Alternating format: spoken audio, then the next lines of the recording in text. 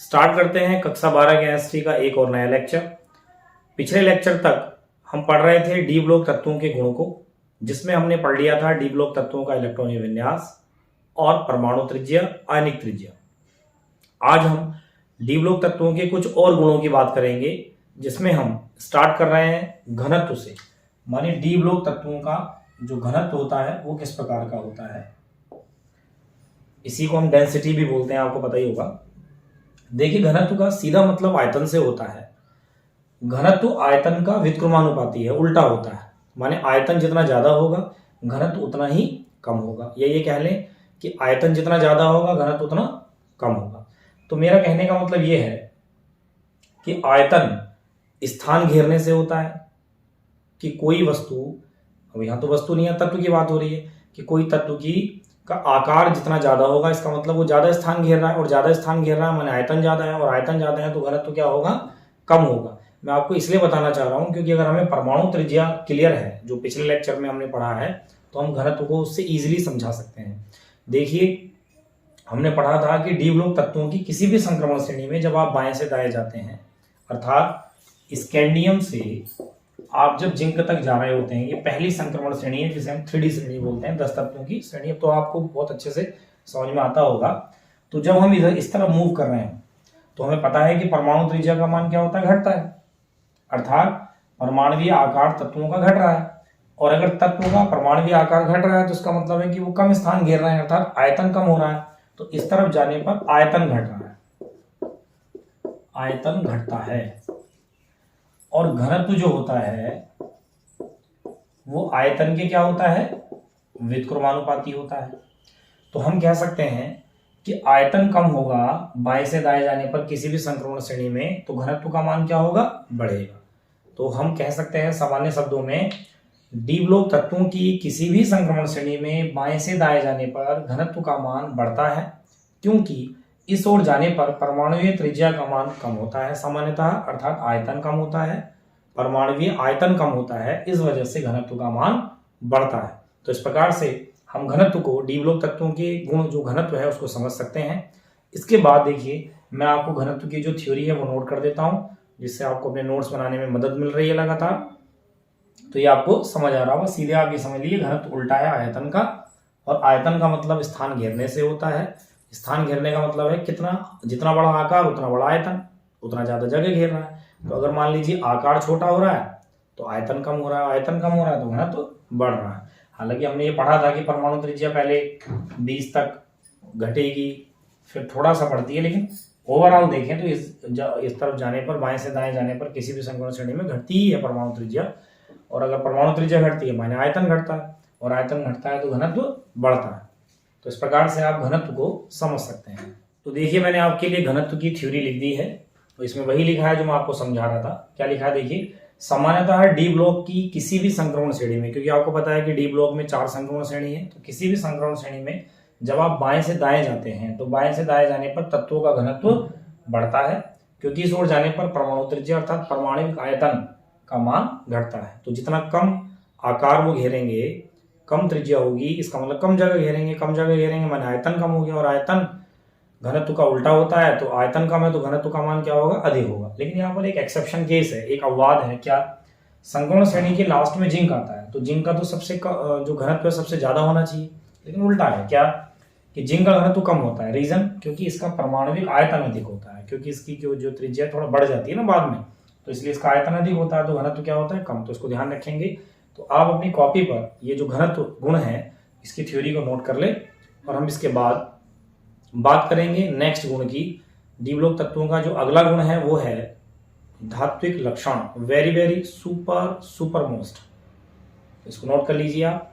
तो देखिए, हम डी ब्लॉक तत्वों के 5वें गुण पर पहुंच चुके हैं, और वो 5वां गुण हम पढ़ रहे हैं धात्विक लक्षण, जिसे हम बोलते हैं मेटेलिक करेक्टर। इसको पढ़ने से पहले आप पहले से समझते हैं, जानते हैं कि जो डी ब्लॉक है वो पूरा का पूरा धातुओं का ही ब्लॉक है। इसका मतलब डी ब्लॉक की किसी भी संक्रमण श्रेणी को अगर आप चेक करें तो सब क्या है, धातुएं हैं। जब धातुएं हैं तो उनमें धात्विक लक्षण भी होंगे।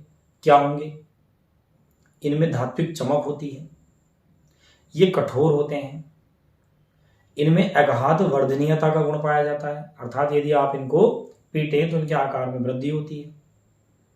डी ब्लॉक जो तत्व होते हैं उनमें तन्यता का गुण पाया जाता है।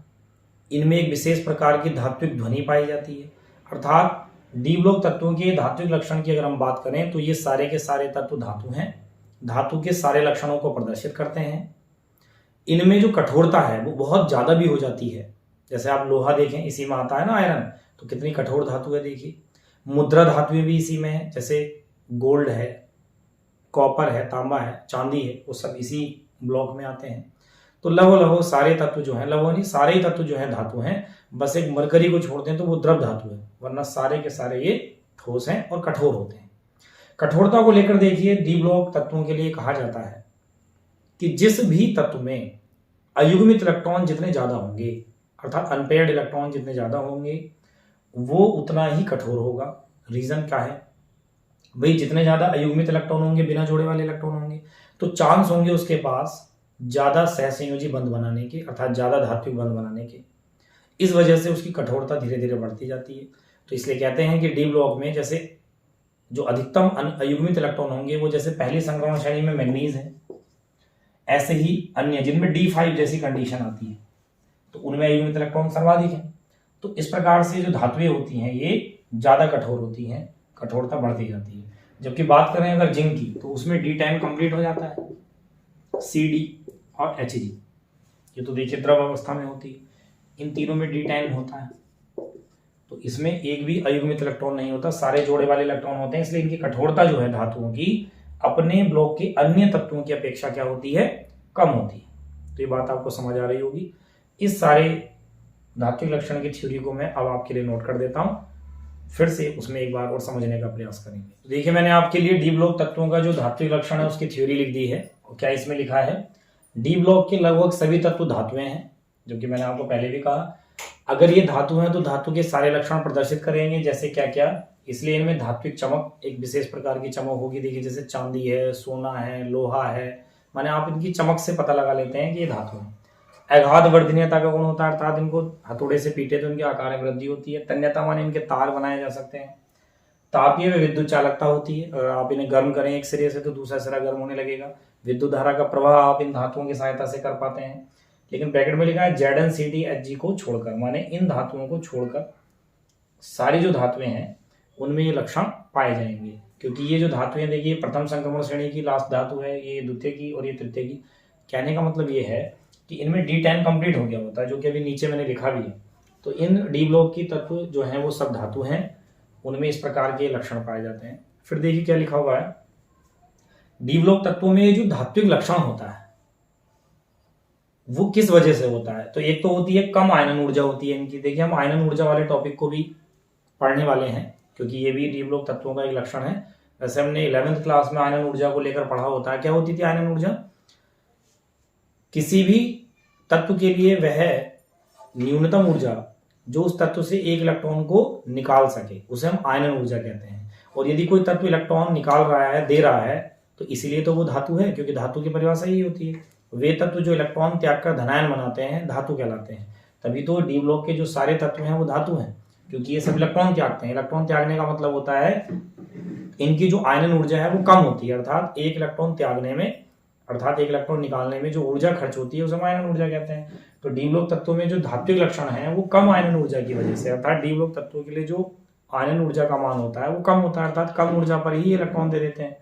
और साथ में इनके अंदर रिक्त डी ऑर्बिटल भी होते हैं, तो इस वजह से इनमें धात्विक लक्षण पाया जाता है। फिर लिखा है डी ब्लॉक में अयुग्मित इलेक्ट्रॉन की उपस्थिति होने के कारण ये तत्व अधिक सहसंयोजी बंध बना सकते हैं। अर्थात इनमें आपको देखा होगा जैसे D1 है, D2 है, D3 है, D4, D5, D6, D7, ऐसा होने पर इनमें अयुग्मित इलेक्ट्रॉन होते ही होते हैं। तो अयुग्मित इलेक्ट्रॉन होने की वजह से ये सहसंयोजी बंध अधिक से अधिक बनाते हैं। जितने ज्यादा सहसंयोजी बंध बनाएंगे, तो लिखा है इस कारण जितने अधिक अयुग्मित इलेक्ट्रॉन होंगे उतने अधिक सहसंयोजी बंध बनाएंगे, और जितने अधिक सहसंयोजी बंध बनेंगे इनकी कठोरता और इनकी सामर्थ्य क्या होगी, बढ़ती जाती है। जबकि किसी भी संक्रमण श्रेणी का जो लास्ट तत्व है ZnCdHg, इनमें अयुग्मित इलेक्ट्रॉन नहीं होते, क्योंकि जब लास्ट तत्व आता है तो उसके इलेक्ट्रॉनिक विन्यास में D10 आ जाता है। जैसे इसमें 3D10, इसमें 4D10, इसमें 5D10। तो डी में 10 होने की वजह से कोई भी इलेक्ट्रॉन अयुग्मित नहीं होता, बिना जोड़े वाला नहीं होता। इस कारण ये अधिक सहसंयोजी बंध नहीं बनाते, इसलिए इनमें कठोरता उतनी ज्यादा नहीं होती जितनी डी ब्लॉक के अन्य तत्वों में होती है।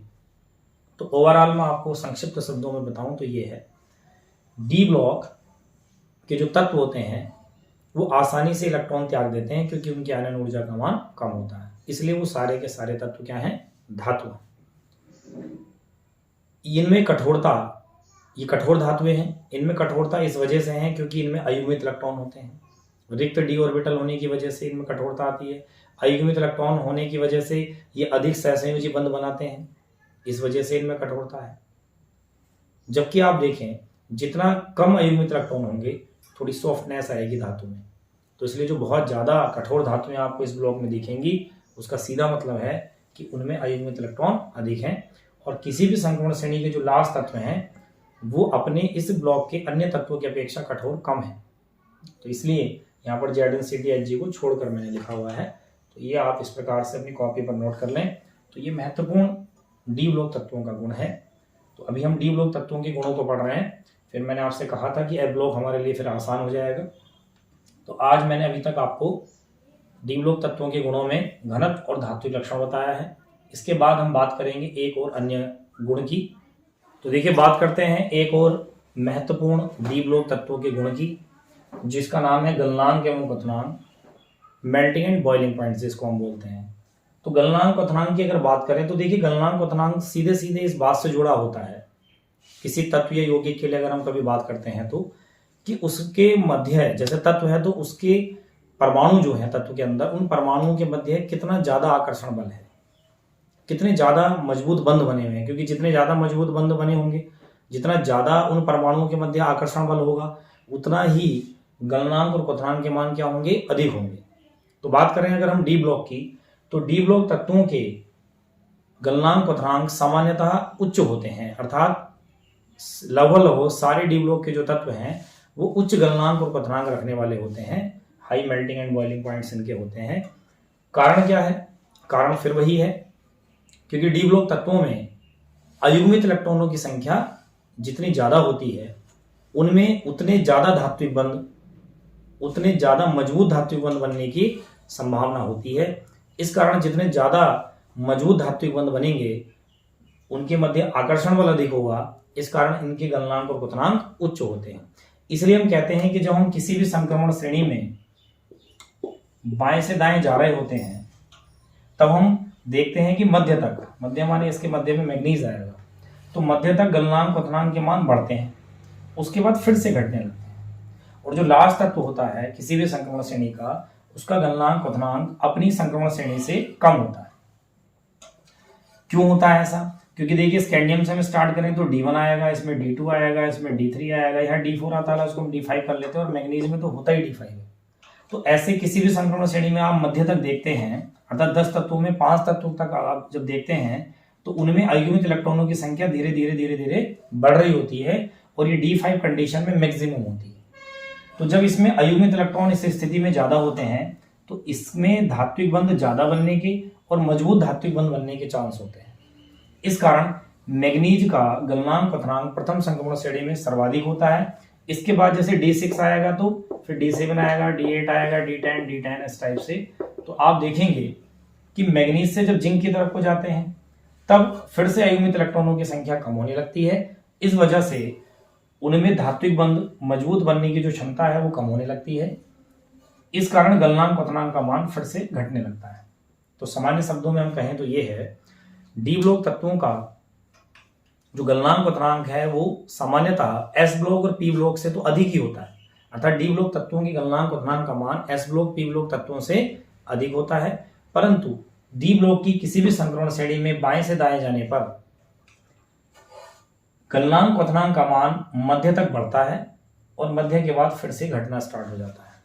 इसलिए किसी भी संक्रमण श्रेणी का जो लास्ट तत्व है, यहाँ CD और यहाँ Hg, इस प्रकार से संक्रमण श्रेणी का जो लास्ट तत्व होता है अपनी संक्रमण श्रेणी के अन्य तत्वों की अपेक्षा गलनांक क्वथनांक का मान कम रखता है, क्योंकि उनमें अयुग्मित इलेक्ट्रॉन बिल्कुल नहीं होते, शून्य होते हैं, क्योंकि इस समय इनका D10 कंप्लीट हो गया होता है। जबकि अगर उच्चतम की बात करें तो देखिए जैसे प्रथम संक्रमण श्रेणी का जो मध्य तत्व है माने जिसमें D5 कंडीशन है वो मैग्नीज है। इसके बाद एक इसमें टंगस्टन भी आता है, एक मोल्बिडेनम आता है। तो आप देखेंगे इनके जो गलनांक क्वथनांक होंगे अपनी संक्रमण श्रेणी में सबसे उच्च होते हैं। और आपको मैं बता दूं पूरी आवर्त सारणी में जो सबसे अधिक गलनांक रखने वाला तत्व है वो डी ब्लॉक में है, और डी ब्लॉक का वो तत्व है तीसरी संक्रमण श्रेणी में है W, जिसको हम क्या बोलते हैं, टंगस्टन बोलते हैं। तो ये भी एक हमारे लिए अच्छा क्वेश्चन बहुविकल्पीय के हिसाब से तैयार हो जाएगा कि पूरी आवर्त सारणी में सबसे अधिक गलनांक रखने वाला तत्व टंगस्टन है, जो कि डी ब्लॉक की तीसरी संक्रमण श्रेणी में उपस्थित है। और इसका गलनांक लगभग आप समझिए 3400 डिग्री सेंटीग्रेड 3400 डिग्री सेंटीग्रेड होता है। ये वही टंगस्टन है जिसका यूज बल्ब में तंतु जो फिलामेंट होता है उसमें होता था। अब तो देखिए CFL आया, फिर LED लाइट चल रही है, अब तो बल्ब का प्रयोग बहुत कम हो गया है। तो ये समझिए इतने डिग्री सेंटीग्रेड इसका गलनांक होता है। तो आप समझ गए होंगे डी ब्लॉक तत्वों के लक्षण में गलनांक क्वथनांक क्या है। एक बार मैं फिर से देखिए आपको बताता हूं। डी ब्लॉक तत्वों के गलनांक क्वथनांक में इनके जो गलनांक क्वथनांक हैं वो S ब्लॉक P ब्लॉक से अधिक हैं। क्यों अधिक हैं? क्योंकि इनमें अयुग्मित इलेक्ट्रॉन है। अयुग्मित इलेक्ट्रॉन होने की वजह से धात्विक बंध बनने के ज्यादा चांस हैं, मजबूत धात्विक बंध बनने के ज्यादा चांस हैं। इस वजह से इनके परमाणुओं के मध्य आकर्षण अधिक है। तो जब आकर्षण अधिक है तो इनकी जो स्ट्रक्चर है आकर्षण बल अधिक होने की वजह से वो क्लोज्ड पैक है, बहुत ज्यादा निविड़ संकुलित है, माने पास पास होकर बहुत क्लोजली पैक इनके परमाणु होते हैं। तो अधिक आकर्षण की वजह से होता है ये। तो जब आप इनको आकर्षण को भाई देखिए आप इसको गलनांक का मतलब तो उनको गलाना चाहते हैं तो आपको ज्यादा टेम्परेचर देना पड़ेगा उन धात्विक बंधों को तोड़ने के लिए, और इसलिए गलनांक का मान क्या होगा, इन तत्वों के अधिक होगा। तो अब मैं इसकी गलनांक क्वथनांक वाले टॉपिक की आपके लिए थ्योरी लिख देता हूं और फिर आप उसको अपनी कॉपी पर नोट कर लेना। तो महत्वपूर्ण लक्षणों में से ये एक लक्षण ये भी है। तो देखिए मैंने डी ब्लॉक का जो गलनांक क्वथनांक को लेकर उसकी थ्योरी लिख दी है। इसमें लिखा है डी ब्लॉक तत्वों के गलनांक व क्वथनांक S व P ब्लॉक तत्वों की अपेक्षा उच्च होते हैं, अधिक होता है इनका मान। रीजन क्योंकि डी ब्लॉक की आप किसी भी संक्रमण श्रेणी में बाएं से दाएं जाएंगे, अर्थात प्रथम से मध्य तक, बाएं से दाएं जाने पर मध्य तक, मिडिल तक, मतलब जहां पर इलेक्ट्रॉन विन्यास D5 तक रहता है उनके गलनांक क्वथनांक के मान बढ़ते हैं, तथा मध्य से अंत तक जाने पर इनके मान फिर से घटने लगते हैं। उसका कारण देखिए यहाँ लिखा है, क्योंकि प्रारंभ में प्रारंभ से मध्य तक अयुग्मित इलेक्ट्रॉनों की संख्या बढ़ती है, D1 D2 D3 D4 D5 इस टाइप से। तो इस कारण उनके परमाणुओं में प्रबल आकर्षण बल होगा। किसके? डी ब्लॉक तत्वों के परमाणुओं में। देखिए ये बात बिल्कुल क्लियरली आप समझा करो कि ऐसा आता है ना जिसके तो किसके। तो डी ब्लॉक तत्वों के परमाणुओं के मध्य जो आकर्षण होगा वो क्या होगा, अधिक होगा। इस कारण इनकी संरचना अधिक निविड़ संकुलित रहेगी। इंग्लिश में निविड़ संकुलन को बोलते हैं क्लोज्ड पैकिंग। तो ये अब आपके सिलेबस से रिमूव हो गया है। ठोस अवस्था जो पहला चैप्टर है वहां निविड़ संकुलन पढ़ाया जाता है। तो निविड़ संकुलन का मतलब होता है कि परमाणुओं का इस प्रकार से अरेंज होना कि वो नजदीक नजदीक रहें, अर्थात उनके बीच जो गैपिंग है बहुत कम रहनी चाहिए। तो उन संरचनाओं को हम निविड़ संकुलन या निविड़ संकुलित संरचनाएं बोलते हैं। तो देखिए डी ब्लॉक की किसी भी संक्रमण श्रेणी में जब आप प्रारंभ से मध्य तक जाते हैं तो अयुग्मित इलेक्ट्रॉन धीरे धीरे बढ़ रहे होते हैं, अर्थात D5 तक अधिकतम होते हैं। तो उस स्थिति में परमाणुओं के मध्य अधिक आकर्षण होने की वजह से जो संरचना है वो निविड़ संकुलित रहती है। तो इसलिए उनमें जो क्रिस्टल जालक बनता है बहुत मजबूत बनता है, और उसे तोड़ने के लिए आपको अधिक ऊर्जा अर्थात अधिक ताप की आवश्यकता होती है। इसलिए गलनांक क्वथनांक का मान क्या होता है, संक्रमण श्रेणी में प्रारंभ से मध्य तक बढ़ता है। जब आप किसी संक्रमण श्रेणी के मध्य से अंत तक जाते हैं, मध्य से लास्ट तक जा रहे होते हैं, तो अयुग्मित इलेक्ट्रॉन धीरे धीरे कम होने लगते हैं। इस कारण धात्विक बंध की जो सामर्थ्य है, जो धात्विक बंध उनके परमाणु के बीच बन रहा था वो कैसा होने लगता है, कम होने लगता है, अर्थात गलनांक क्वथनांक के मान कम होने लगेंगे। जबकि आप किसी भी संक्रमण श्रेणी के लास्ट तत्व को देखें जैसे Zn CD Hg, वो इनमें D10 होता है, अर्थात इनके इलेक्ट्रॉनिक विन्यास में D10 अर्थात अयुग्मित इलेक्ट्रॉन एक भी नहीं होता, शून्य होते हैं। सारे इलेक्ट्रॉन युग्मित वाले होते हैं, जोड़े वाले होते हैं। तो जो धात्विक बंध हैं बहुत वीक बनते हैं, बहुत कमजोर धात्विक बंध बनते हैं, इसलिए इनके गलनांक और क्वथनांक सबसे कम होते हैं। इससे पहले मैंने आपको समझा दिया था कि जो सबसे अधिक गलनांक वाला जो तत्व है वो टंगस्टन है, और D5 जिनमें होगा, जैसे पहले संक्रमण श्रेणी का मैग्नीज वो अधिक गलनांक रखेगा, ऐसे टंगस्टन अधिक गलनांक रखेगा, और पूरे ब्लॉक का सबसे अधिक गलनांक रखने वाला तत्व टंगस्टन ही है। तो इस प्रकार से आप जो सामान्य शब्दों में समझिए, ये गलनांक क्वथनांक और इससे पहले वाला जो हेडिंग है उनमें अयुग्मित इलेक्ट्रॉन से ही आंसर दिया जा रहा है। तो अयुग्मित इलेक्ट्रॉन जितने ज्यादा होंगे उतना ज़्यादा गलनांक क्वथनांक होगा। कठोरता भी उतनी ही ज़्यादा होगी, क्योंकि कठोरता होने का कारण भी सहसंयोजी बंध का बनना है, और सहसंयोजी बंध तभी ज़्यादा बनेंगे जब किसी तत्व में अयुग्मित इलेक्ट्रॉन ज़्यादा होंगे भाई, तभी तो बैकेंट ऑर्बिटल आधे भरे इलेक्ट्रॉन जितने ज़्यादा होंगे उतना ज़्यादा बंध बनने के चांस होंगे, और जितना ज़्यादा बंध बनेंगे आकर्षण उतना ज़्यादा होगा, आकर्षण जितना ज़्यादा होगा गलनांक उतना ज़्यादा होगा, कठोरता उतनी ज़्यादा होगी। तो किसी भी संक्रमण श्रेणी का जो लास्ट तत्व है उनमें अयुग्मित इलेक्ट्रॉन नहीं है, रिक्त डी ऑर्बिटल नहीं है, इस कारण आकर्षण अधिक नहीं है, और आकर्षण अधिक नहीं है तो उनके गलनांक क्वथनांक भी कम है और कठोरता भी कम है। जबकि किसी भी संक्रमण श्रेणी के जो मध्य वाले तत्व हैं, D5 वाली कंडीशन वाले जो तत्व हैं, उनमें सबसे ज्यादा युग्मित इलेक्ट्रॉन है, अर्थात सबसे ज्यादा चांस धात्विक बंध अर्थात सहसंयोजी बंध बनने के हैं। इस कारण उनके गलनांक क्वथनांक ज्यादा, इसलिए उनकी कठोरता भी अधिक है, अर्थात उनमें धात्विक लक्षण भी सर्वाधिक है। तो अब इसको आप अपनी कॉपी पर नोट कर लीजिए।